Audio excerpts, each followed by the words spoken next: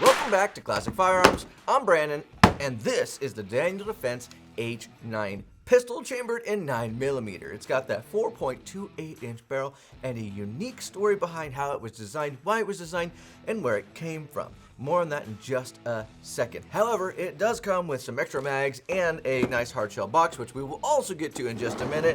So without further ado, let's dive into the pistol.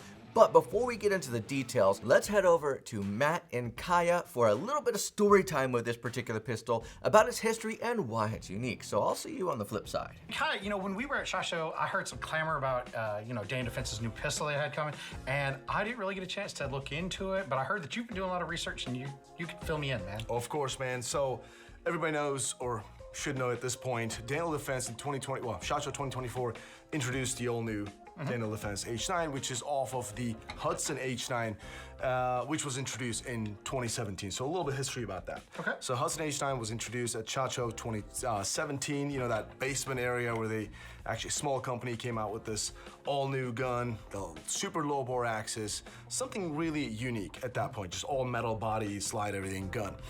And, that gun ended up having some problems.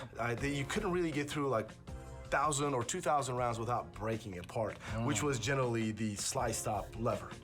Now from there, after that, the company unfortunately went out of business. Daniel Defense went and bought the all rights to the gun, patents, all of that stuff. And in 2020, Daniel Defense decided to kind of make this thing have a comeback with the Hudson H9, with their own version, and redesign the whole thing. When they basically got to the drawing board, they realized that they had to completely change the gun. There was more fundamental problems than just this little redesign. Absolutely. Yeah. So their engineering team, which obviously Daniel Defense, they are fantastic. They're known for rifles. Yeah. This whole pistol was a left field for us, but we're very happy Daniel Defense came out with a pistol, which I think it's pretty cool. So took them 4 years. So 2020, they start developing this thing all the way up to 2024 when they announced it, and it actually is pretty much not sharing almost any parts with the original H9. It's like a different gun with the same idea. Exactly, so it kind of looks similar, but it is a completely different gun. Hopefully you enjoyed that story from Matt and Kaya, learn a little bit about the history. Let's dive into the actual features and specifics behind this pistol. So, right up front, you're gonna notice you do have a green front fiber optic sight, which is gonna make it easier, of course, to engage targets down range, or at least get that sight picture lined up a little bit easier. On the back, it is a blacked out rear on this particular one, and they are a little bit on the skinnier side. Some people love it, some people hate it. That's up to you. Personal preference is everything. Beyond that, on the top of the slide as well, you also have a optics cut. I almost completely forgot about the word optics for some reason, but optics cut that will allow you to put on a red dot, and you don't have to worry about those sights. But the nice thing here is that you do retain that front and rear sight. So if you get an optic with a low enough cut, you can co-witness, which is always a good thing. Something also to note is that they do have front and rear slide serrations, and for the price of this pistol, that does make sense. You would expect this to be kind of like an all bells and whistles pistol, which is always a good thing. And you do have those cuts on the top, kind of like almost like a CZ kind of thing, or even like some 1911 or some different pistols in general have those lines. It's easier to kind of acquire those targets. It's a little more natural. Another thing I noticed about this particular pistol is that it is all metal construction. Of course, steel up top with aluminum on the bottom, with the exception of your side grips and, of course, that magazine bottom, which are both polymer. Now, I bring that up because you do also have a Picatinny rail down here, which is cut out on the bottom a little bit to save some weight. But because it is aluminum, you're getting a very good rigidity out of that. So that is a bonus, not to mention you can put pretty much any of those lights or lasers that you're gonna wanna put on the bottom of this pistol. So now let's go ahead and move on back to that trigger and trigger guard. The trigger guard is on the smaller side, but there's enough room in here if you wanted to wear a glove. You're not gonna really inhibit the movement or the functionality of the pistol that much. Let's go ahead and remove the mag, clear it so you guys can see that it's clear. We do clear every pistol before we ever start filming, but that's besides the point. Moving on. The trigger is interesting to me. You may have seen this before, but this is new to me. I've never seen a pistol that has a trigger safety and a trigger, that's normal, but a trigger safety in particular that actually actuates from the bottom. So I'm moving the top. Normally you'd be moving the bottom piece here. And now that's interesting because it's only the trigger safety that does that. After that, the whole trigger moves back into a pull, and it is a fairly heavy trigger pull, so more of like a defensive trigger, so to speak, maybe like of that 4 or 5 pounds kind of weight to it.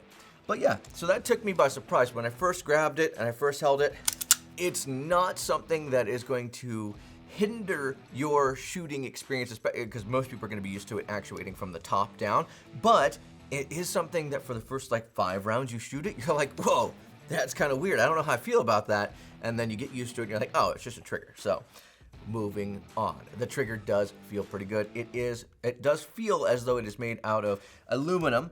And as far as I can hear and tell, it is made out of aluminum.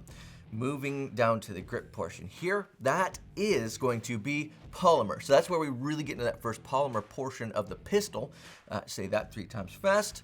And you know what? I just realized something. Cut the lights. Now, the front portion of that grip is going to be what I would say is moderately aggressive, and the back portion, which is really good for that kind of defensive style pistol. So it's not overly aggressive to the point where it's going to cut your belly, your hands, or anything like that, but it's grippy enough to where your hands sweat in the summer, or if you've been shooting a lot in general, it's not going to slide or fall out of your hands. So let's talk about now some of the actuation points for the slide or the magazine release. So you have your, let's go and put the mag in, make it a little easier.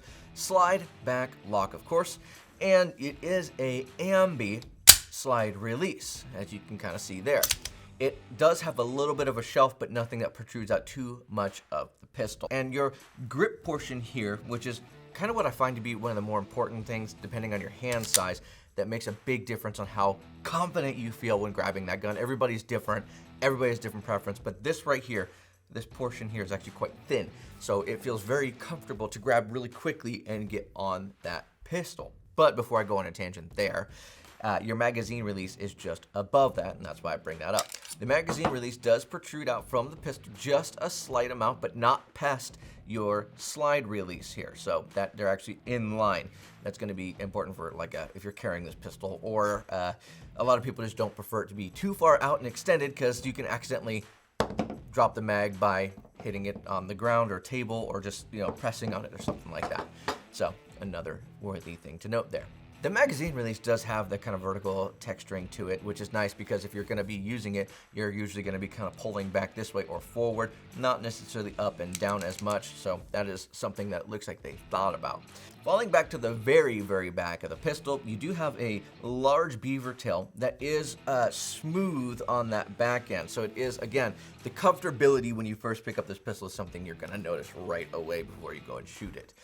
And then now we'll finally move on to the mag well. It's just got a touch, it's not flared on the outside, but it's got just a little bit of a concave in, helping you make your reloads nice. Now, onto the portion that you've all been waiting for, what's in the case? Even though I already kind of said it, you do get a nice hard shell case with some lockable points here. That is important to a lot of people who may not have something else to put your pistol in. If this is all you're gonna use, this will work nicely. It's not the most like bulletproof or even crush-proof case, but it will keep little ones out if you lock it down well.